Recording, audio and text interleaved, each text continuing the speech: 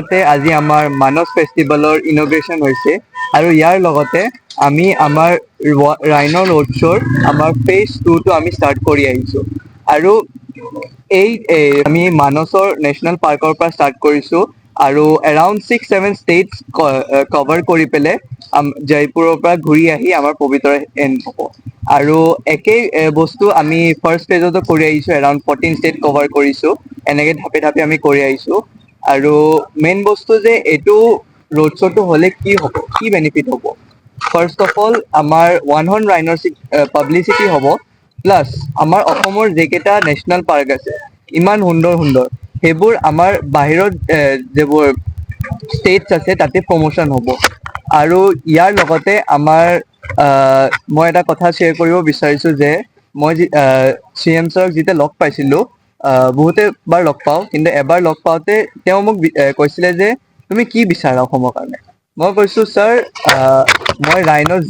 Zero' poaching হোৱা দিনটো বিচাৰোঁ আৰু হয় আমাৰ 2025 যিটো ইয়াৰ্ছত আমাৰ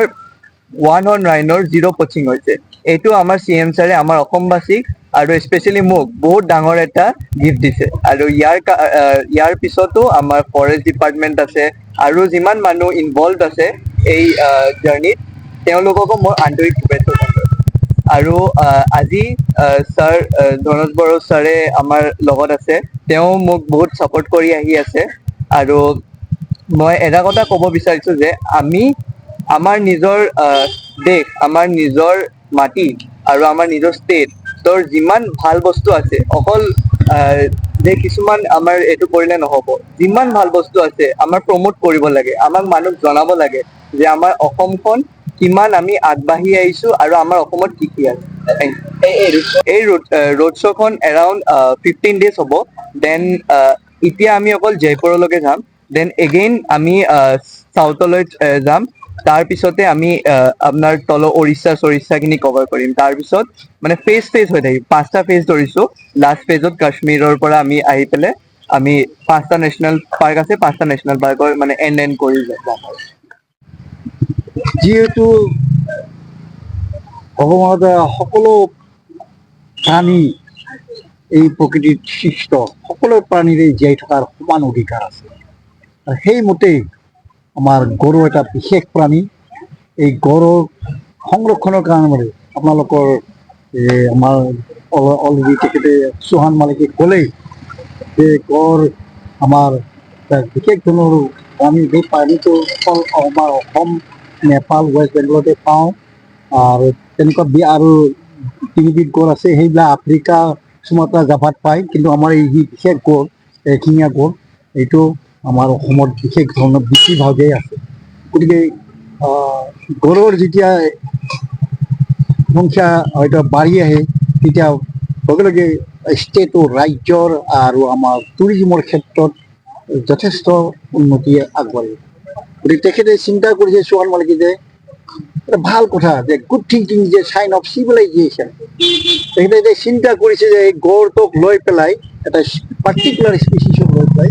গতিকে তেখেতে মেছেজ দিব বিচাৰিছে এই ৰোড শ্ব'ৰ জৰিয়তে বিভিন্ন ৰাজ্যত ল'ৰা ছোৱালীবিলাকে হয়তো টিভিত দেখিছে নাইবা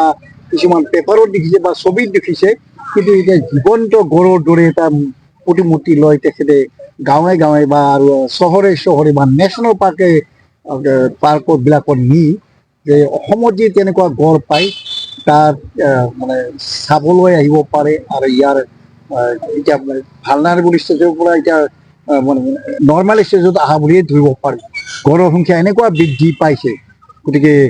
এইটো এটা সুন্দৰ মেছেজ তেওঁৰ যি চিন্তা চৰ্চা সেইটো সফল হওক বুলি মই সফল হৈছে তাৰ কাৰণে মই তেখেতক ধন্যবাদ জ্ঞাপন কৰিছোঁ আৰু লগতে আমাৰ ফৰেষ্ট ডিপাৰ্টমেণ্ট আৰু গাঁওবাসী যি ৰোল প্লে কৰিছে তেওঁলোকে সকলোৰে অৱগত যে without support of the Finch villagers wildlife is not possible to protect and conserve. So they have also come forward. It has important role for which everybody has come forward now. That's why in Kaziranga you see that it is going to be rhinoland country, rhinoland area. গতিকে এইটো সুন্দৰ পদক্ষেপ তেওঁৰ যি উদ্দেশ্য সেইটো সফল হৈছে আৰু ভৱিষ্যতলৈ আৰু কামিং জেনেৰেশ্যনৰ কাৰণে তেখেতে মেছেজ দিবলৈ বিচাৰিছে সেইটো যে ইম্পৰ্টেণ্ট আগবাঢ়ি অহা জীৱ জন্তু সংৰক্ষণত আমাৰো দায়িত্ব। ধন্যবাদ।